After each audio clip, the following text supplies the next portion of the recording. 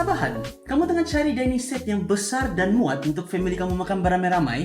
Dua dining set ini untuk kamu. Paling best, dia ada offer. Antaranya, perkenalkan Top 10 Dining Set. Dengan desain casual contemporary dan urban vibe, meja dia ni boleh muat sehingga 8 orang dan diperbuat daripada mango solid wood. Kaki meja dan kerusi dia pula diperbuat daripada steel gunmetal yang tahan lasap. Kerusi dia pula dibalut dengan cushion yang empuk. Dan sekarang harga dia 5,999. Yang kedua, kalau kamu suka yang klasik, elegan, Wellington Dining Set ni lah untuk kamu.